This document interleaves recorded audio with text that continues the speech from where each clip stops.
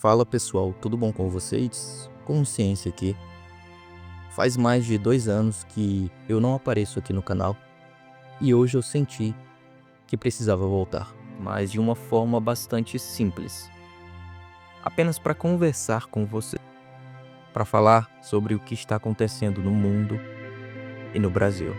Não deixando claro de trazer aquela perspectiva reflexiva e filosófica da coisa.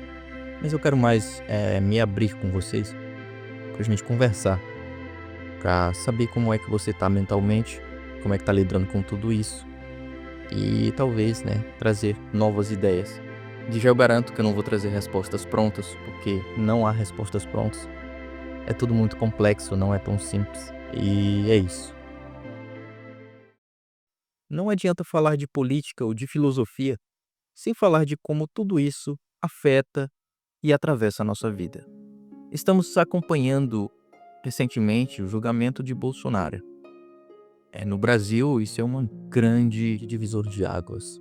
Na política brasileira, para alguns, isso é um ato de justiça.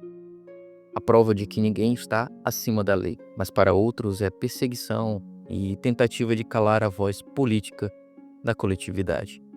Mas bem, eu não quero tomar um partido ou tomar um lado aqui. Eu só quero falar dessa ambiguidade. Ela mostra que vivemos em narrativas totalmente diferentes que quase podem ser ditas como mundos paralelos. Mundos totalmente diferentes em opiniões, em formas de abordar determinados assuntos ou conteúdos. E isso por si só já desgasta a nossa consciência. Porque não sabemos mais em qual mundo realmente estamos. Você não sabe se você está em cima do muro, ou na direita ou na esquerda, e em algum momento você precisa escolher um lado.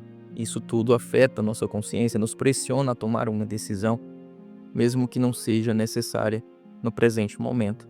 Essa guerra ideológica entre direita e esquerda não é nova, ela sempre existiu. Mas hoje, ela parece ter ganhado novas armas. As redes sociais, os algoritmos, a informação em excesso e, ao mesmo tempo, a tal da desinformação. Não é mais uma guerra distante, travada só em Brasília ou em parlamentos. Ela entra na nossa casa, no nosso celular, na nossa mente. Quando isso acontece, não é apenas a política que está em jogo. É a forma como pensamos e sentimos todos os dias. Fora do Brasil, como você já deve estar ciente, Kirk era um símbolo para a direita americana. E isso foi um ato que ultrapassou o limite do debate e se transformou em violência. Esse crime gerou repercussões enormes e levanta uma pergunta difícil. Até onde pode ir o ódio político? Quando o ódio deixa de ser apenas palavra e se torna arma, o que sobra de nossa humanidade? E não só isso, como isso afeta a nossa mente, a nossa consciência. Nós que somos seres reflexivos, não sei você, mas eu faço muito isso. Eu me vejo perturbado com tudo isso que acontece. Fico triste, angustiado, cheio de ansiedades. E, sinceramente, muitas vezes com falta de esperança sobre o futuro, sobre o mundo e sobre a própria humanidade. Mas quando eu olho para tudo isso, eu consigo enxergar não apenas fatos isolados. Eu enxergo muito mais. O julgamento, a polarização, a violência, tudo isso vai além das manchetes. Esses acontecimentos moldam a nossa consciência, principalmente a nossa consciência coletiva. E eles afetam a forma como pensamos o outro, como pensamos a nós mesmos.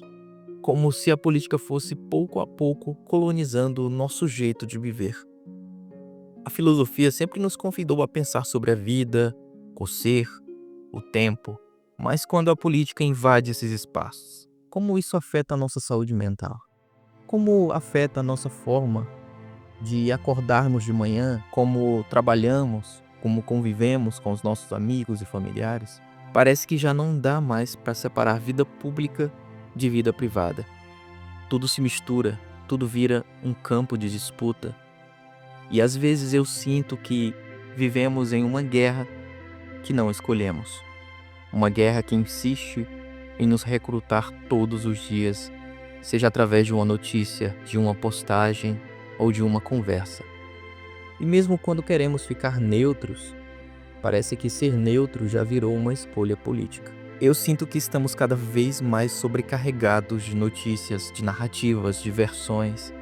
Verdades e mentiras se misturam numa velocidade que a mente não acompanha, e isso nos adoece. A gente perde a capacidade de respirar, de refletir com calma, de viver sem estar em alerta constante. Vivemos numa era em que o excesso de informação, ao invés de esclarecer, confunde. Talvez a consciência seja o nosso último espaço de liberdade. Aquele lugar íntimo onde ainda podemos parar e perguntar: quem eu quero ser diante de tudo isso? Porque se deixarmos, seremos apenas peças de um tabuleiro que nem sequer entendemos. Mas se cuidarmos da consciência, podemos recuperar o espaço da escolha, da liberdade interior, da pausa necessária. Eu não tenho respostas prontas. Não quero trazer soluções fáceis para problemas tão complexos.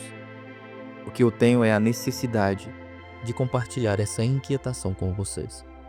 Talvez o primeiro passo seja justamente esse: parar, refletir e não aceitar passivamente os papéis que tentam nos impor.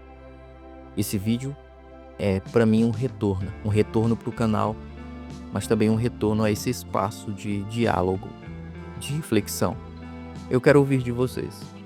Como tudo isso afeta e tem afetado a sua vida?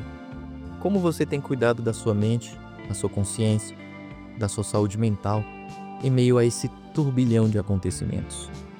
Deixa nos comentários, vamos fazer disso um espaço de troca, porque no fim a consciência é coletiva, mas também é profundamente pessoal.